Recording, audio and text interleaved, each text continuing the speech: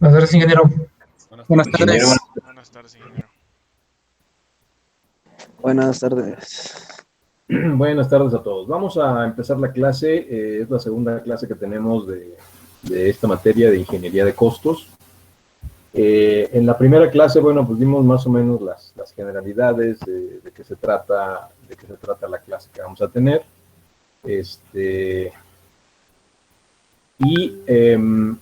Vamos a continuar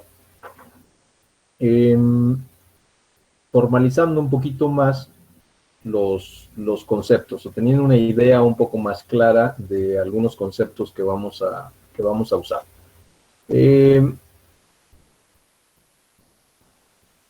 Recuérdenme si en la clase pasada les compartí una pantalla con una definición de ingeniería de costos.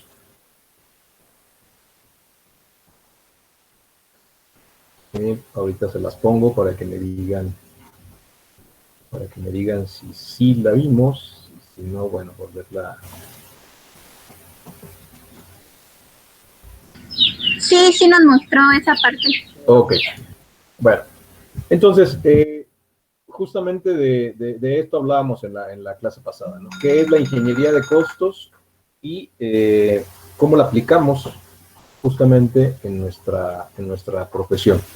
Decíamos en la clase pasada que, bueno, la ingeniería de costos no es exclusiva de nosotros los ingenieros civiles, no es exclusiva de los constructores, es aplicable la ingeniería de costos en cualquier rama de la producción, cualquier producto que se elabore, pues hay que calcularle los costos de producción y por lo tanto costo de venta o precio de venta. Y entonces nosotros, pues es lo que hacemos con nuestro trabajo, ¿no? Ya sea una construcción o sea una remodelación o un servicio, pues tenemos que calcular el costo para poderle poner un precio de venta. ¿Qué harían ustedes? Pregunto específicamente a ver, aquí al azar.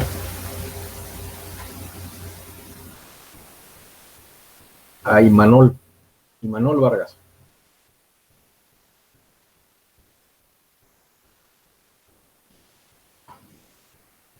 ¿Estás por ahí, Imanol?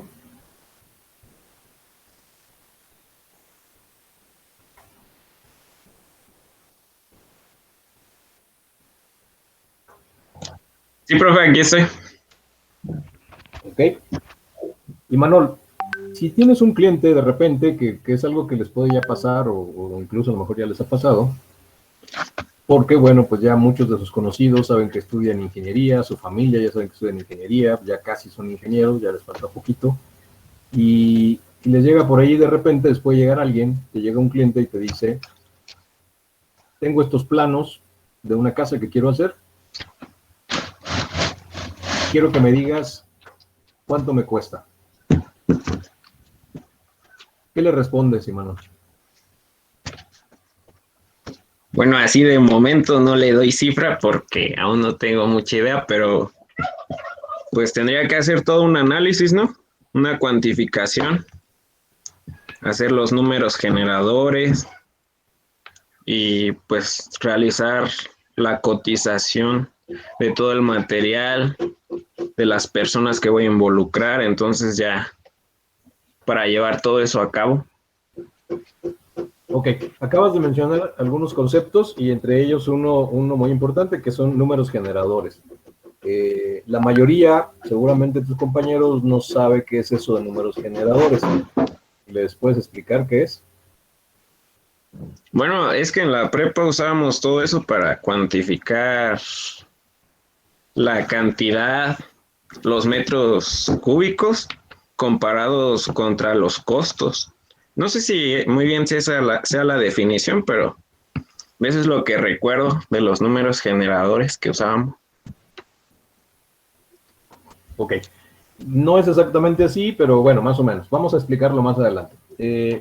Pero a ver, ok, el cliente te pregunta, no le puedes decir en ese momento, está bien que no le puedas decir en ese momento, porque pues no le puedes dar una cifra, ¿no?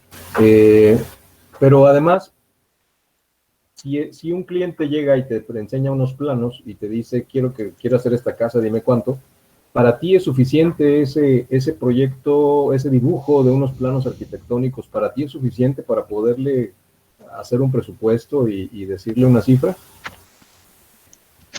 Pues como ingeniero supongo que debo de hacerle un análisis estructural, ¿no? También. De ver si Yo pienso que cumple. eso ya es como con la experiencia, ¿no, profe? A ver, Flavio. Ya digo, yo pienso que eso ya es más o menos con la experiencia, ya saber con solo ver el plano, saber más o menos cuánto sale. No, es bastante complicado, nada más viendo un plano arquitectónico. A ver, María. Sería necesario conocer el tipo de materiales y conocer el terreno y todo. Bueno, creo que más cosas, ¿no? Sí. Sí, un proyecto arquitectónico no es suficiente. Y peor si es un proyecto arquitectónico mal hecho, ¿no? Que suele pasar. A veces la gente llega y pues nada más trae un dibujito ahí un poco mal hecho de una idea de las plantas nada más, no tiene fachadas, no tiene cortes. Y bueno, aunque estuviera bien hecho, el plano arquitectónico, el proyecto arquitectónico, que tuviera las plantas y tuviera, bueno, si es una o dos plantas o más, y si tuviera las fachadas y los cortes, aún así no es suficiente para hacer un presupuesto. ¿Por qué? Bueno, lo acaban de decir.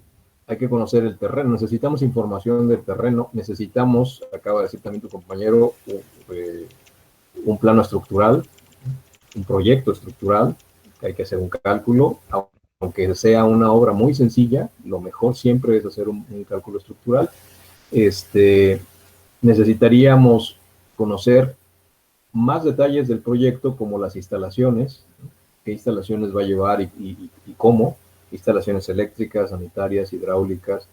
Si ya es un proyecto de una casa, si seguimos hablando de una casa y es el proyecto de una casa un poquito más grande, bueno, pues puede ser que sea una casa que incluso lleve hasta alguna instalación especial, aire acondicionado, por ejemplo, o algún cableado especial para internet o para televisión. Si tiene alguna situación todavía más particular, como tener un sauna o un spa o una alberca, bueno, pues eso requiere también de instalaciones especiales. Entonces, a lo que vamos es que necesitamos siempre partir, para poder presupuestar, necesitamos partir siempre de un proyecto completo. Entre más completo esté el proyecto, más fácil es para nosotros poder hacer un presupuesto.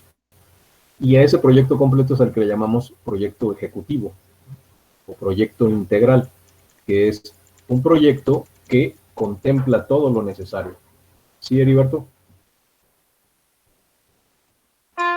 No, se me fue. Ah, ok.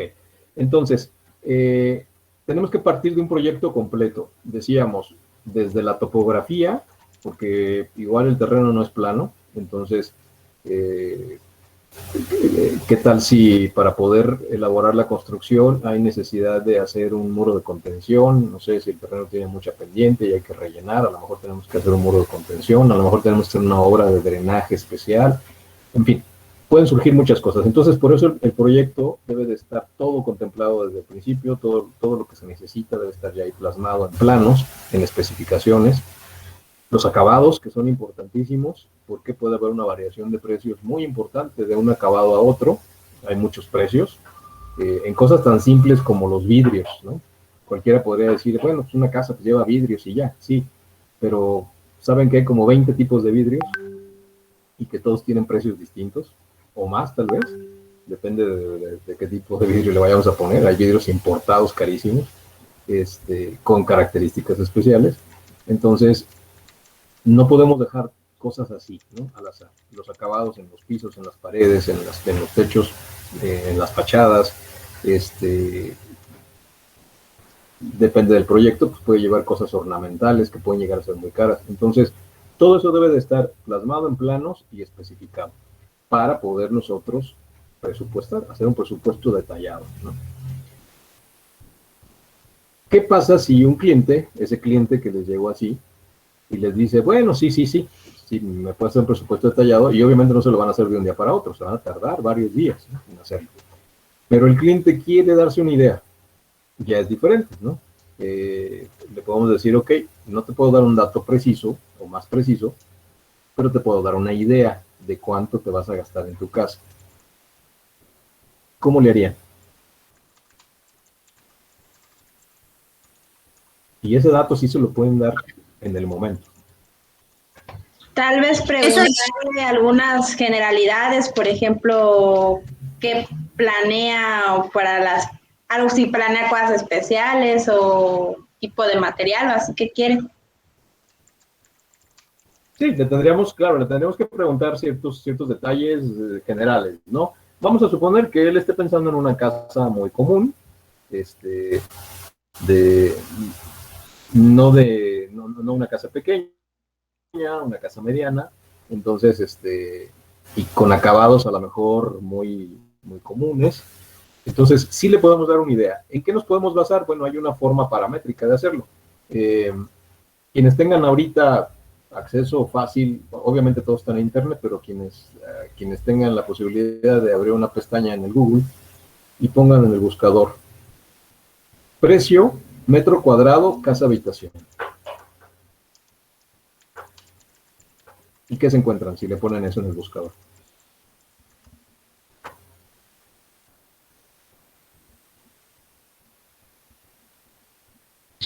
Existe el precio dependiendo de si es una residencial, si es una, bueno, tipo de casa habitación que vaya a ser. Pero sí aparecen algunos precios por metro cuadrado.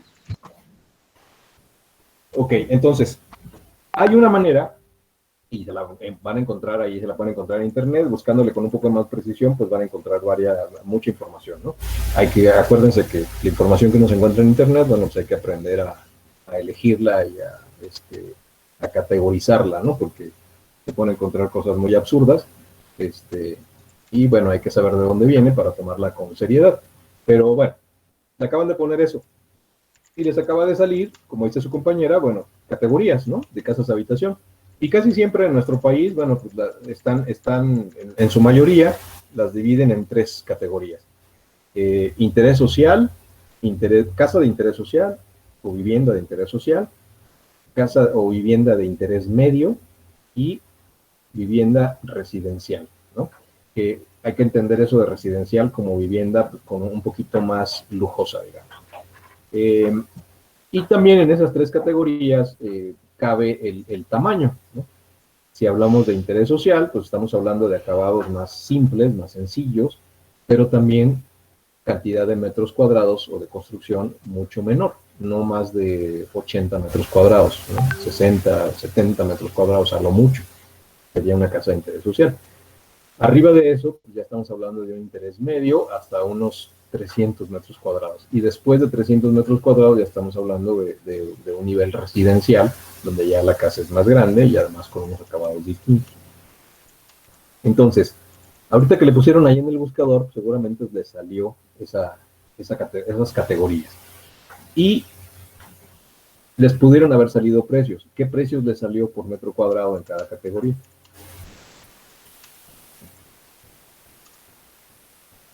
En la de interés social 950, en la de medio 1127 y residencial 1474. Pues han de ser dólares o Ay, sí, no sé, pero lo que aparece de inicio es eso. No, está. Fíjese lo que les decía. Es lo que les decía hace rato, ¿no? A ver. Donde la primera estaba en 25,000 pesos el metro cuadrado, la segunda en 35 y residencial en 40,000 aproximadamente. Otra vez, un dato también un poco erróneo, no sé de qué lugar sea, pero es altísimo. ¿Quién tiene otro? Yo encontré unos datos de un blog que dice que son entre 6,500 y 8,500 el metro cuadrado para una vivienda económica, para interés medio 8,500 a 10,000 y para, dice semilujo, supongo, no sé, sí, son como 15,000 el metro cuadrado. Ok. De 10,000 a 15,000. Ok, esos datos que nos da su compañera María Guadalupe son un poquito más aproximados a la realidad. Los que nos daba Daniel de 40 y tantos mil, 20 y tantos mil, están muy, muy caros. Y los que nos daba su compañero Brian de 900 y 1000 y tantos, pues están demasiado bajos, ¿no? Entonces, si le siguen buscando, pues van a empezar a encontrar, ¿no? Varios precios y van a darse cuenta que los más reales aquí en México, pues andan justamente en los rangos que nos dice su compañera María Guadalupe. No van a encontrarlos todos iguales, pero se van a parecer. Vivienda de interés social, entre 5,000 y 6,000 pesos el metro cuadrado. Vivienda de interés medio, alrededor de los 10,000. Y vivienda residencial o de semilujo, alrededor de entre los 12,000 y 15,000 pesos el metro cuadrado. Claro que estos son valores aproximados, porque volvemos a lo mismo, depende mucho de los acabados que se le pongan. En los tres casos, pues estamos hablando de acabados comunes para el tipo de casa, ¿no? No cosas excesivamente lujosas, ni tampoco cosas excesivamente austeras. Entonces, son como promedios. Pero ¿para qué nos sirve ese dato? Bueno, pues nos sirve justamente nada más para dar una idea. No podemos aceptar un trabajo ni ofrecer un trabajo con información tan vaga como esa, ¿no? Porque podemos tener muchos problemas a la hora de construir. No nos alcanzaría el dinero o estaríamos cobrándolo a lo mejor muy exagerado, porque no estamos definiendo en ese costo, pues no estamos definiendo claramente los detalles, ¿no?, de la construcción. Con eso nos puede servir para dar una idea. Entonces, si vemos a este cliente hipotético del que estábamos hablando, que nos llega con un planito de una casa, con un proyectito arquitectónico muy sencillo, y nos pregunta, oye, dame una idea de cuánto me puede costar. Bueno, pues lo que podemos hacer en ese momento, muy rápidamente, es ver cuántos metros cuadrados son, que eso sí lo podemos medir, si el planito está a escala, podemos medir muy rápidamente, o a lo mejor hasta ahí tiene el dato. Cuántos metros cuadrados, si es de 2 plantas, por ejemplo, pues cuántos metros cuadrados cubiertos están en la planta baja y cuántos metros cuadrados cubiertos están en la planta alta. Eso es a lo que nos referimos cuando hablamos de metros cuadrados de construcción, son los metros cuadrados cubiertos. Y entonces, vamos a suponer que la casa sea de 200 metros, 100 metros abajo, 100 metros arriba. Entonces, la casa es de 200 metros. Y, evidentemente, una casa de 200 metros ya no es una casa de interés social. Entonces, pensamos en una casa de nivel medio. Y si decimos que el dato que encontramos es de 10,000 pesos el metro cuadrado, bueno, pues ya le podemos decir, tu casa de 200 metros cuadrados construidos, te vas a gastar 2 millones de pesos, ¿no? Aproximadamente, es una idea nada más, muy general. Con eso, pues ya partimos el cliente y nosotros también ya partimos de algo, ¿no? Ya sabemos de qué se trata, él ya sabe de qué se trata, porque a lo mejor puede ser una persona que pues muy ilusoriamente pensaba que tenía medio millón de pesos y que con eso iba a hacer su casa de 200 metros, ¿no? Ya le estamos pues acercando a la realidad, ¿no? Se da cuenta de que no. Por muy barata que se la podamos hacer, no se la vamos a hacer con 500,000 pesos, ¿no? Los 200 metros cuadrados. O a lo mejor él pensaba que se iba a gastar 3 millones y no, tampoco tanto, ¿no? Entonces, con eso ya le damos una idea.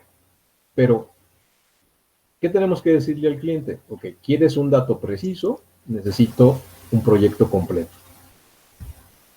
¿Qué es un proyecto completo? Bueno, pues hay que hacer cálculo estructural, hay que hacer planos de instalaciones, hay que ponernos de acuerdo en todos los acabados, qué acabado vas a querer, qué tipo de pisos, qué tipo de cubrimientos en los muros, qué tipo de pintura, qué tipo de cancelería, qué tipo de vidrios, qué tipo de madera, qué tipo de carpintería, qué tipo de cocina, etcétera, etcétera. Todos los detalles tenemos que definirlos con el cliente y que estén plasmados en un proyecto, ¿no?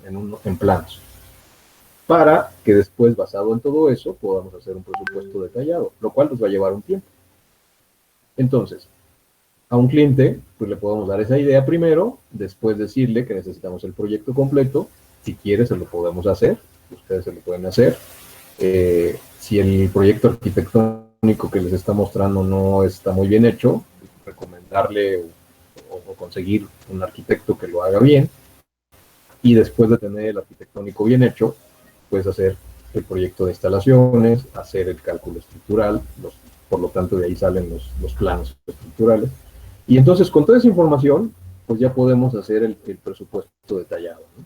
Porque ya podemos saber exactamente de qué tamaño son las zapatas, exactamente qué armados tienen, exactamente si va a haber columnas, de qué tamaño son y qué armados tienen, las losas, exactamente de qué espesor y qué armado van a tener, para poder ir cuantificando todos los materiales. Y eso es a lo que se refería a su compañero, no recuerdo si Heriberto o Flavio, cuando mencionó lo de los números generadores. Se llaman números generadores a las cantidades que nosotros podemos obtener de los planos. Esto es, ¿cuántos metros cuadrados de losa son? Ah, bueno, pues tenemos que medir los metros cuadrados de losa en el plano estructural. Y el número que me resulta se le llama número generador, porque ese es el número que me va a generar la cantidad o el volumen de concreto que voy a necesitar, ¿sí? Entonces, si yo mido en el plano estructural que la losa es de 97 metros cuadrados y que tiene un espesor de 10 centímetros, ah, bueno, pues entonces con eso puedo generar el volumen de concreto que necesito para la losa, ¿no? Necesito 9.7 metros cúbicos, ¿no? de concreto para la losa. Y así me voy con todos los planos. Voy midiendo columnas, voy midiendo zapatas, voy midiendo traves, voy midiendo dalas, voy midiendo castillos, voy midiendo muros, y con eso puedo generar, con esas medidas, con esos números, puedo generar los volúmenes de materiales que voy necesitando. Por eso se llaman números generadores. Pero bueno, es un concepto que más adelante vamos a volver a ver. Entonces, cuando hablamos de ingeniería de costos, hablamos justamente de todo esto. Esto que es de lo que estamos hablando, de partir de un proyecto completo ejecutivo, pues no lo puede hacer, por ejemplo, un contador, ¿no? El contador puede hacer, entiende de costos y entiende de cómo se calculan los costos y todo, pero no va a poder hacer él un presupuesto, o ella el presupuesto, porque le va a faltar el conocimiento técnico, ¿no? De la parte de ingeniería. No sabe qué es una dala, no sabe qué es una zapata, no sabe qué es una losa, no sabe qué es un concreto F''C de 250 comparado con un concreto F''C de 200, no distingue entre el mortero y el yeso, etcétera, etcétera, etcétera, ¿no? Entonces, es un trabajo que tenemos que hacer nosotros porque tenemos el conocimiento técnico de especificaciones de materiales para poder hacer una investigación de mercado, de los costos de los materiales y poder irle poniendo números a todo hasta llegar a un presupuesto completo detallado. Bueno, pues de eso se trata la ingeniería de costos. Ahora imaginen, esto lo podríamos hacer y lo tenemos que hacer para una casa. Imaginen cuando esto lo tenemos que hacer para un hospital de 15,000 metros cuadrados y de 10 pisos de altura, con muchísimos detalles de instalaciones, muchísimos detalles constructivos, muchísimos detalles estructurales, y muchísimos detalles de acabados, ¿no? Y de especificaciones adicionales. Entonces, esto se convierte en un trabajo muy detallado, muy laborioso, no difícil, nada más laborioso, que obviamente no lo va a poder hacer una sola persona, lo van a tener que hacer un grupo, un equipo de personas, y que se van a tardar una buena cantidad de días, ¿no? Para poder lograr un presupuesto. Sin embargo, cuando ya se tiene, bien hecho y detallado, bueno, ese presupuesto pues sirve de base para todo lo demás que sigue, tanto para la construcción como para la administración y el control de la construcción. Porque pues no nos podemos salir del presupuesto, porque con ese presupuesto fue que ganamos la obra. Por ejemplo, si hablamos de un hospital, pues podría ser una obra pública, pues nosotros concursamos esa obra, presentamos un presupuesto, por decir algo, de 27 millones de pesos, y entonces ganamos la obra y pues la vamos a tener que hacer en los 27 millones de pesos, ¿no? Entonces el presupuesto que hicimos nos sirve como una base de control para ir revisando cosa por cosa que sí nos vaya costando lo que nosotros calculamos que costaba. conforme vamos avanzando en la construcción. Bien, no sé si hay alguna pregunta hasta aquí, alguna duda.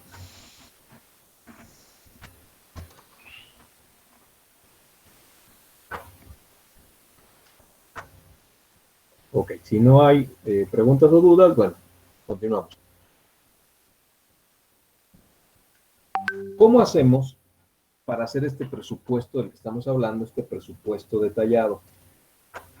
Bueno, pues entramos a un concepto que se llama precio unitario. Y ese precio unitario se llama así porque es el precio por unidad de obra que nosotros tenemos que calcular. ¿Qué es una unidad de obra?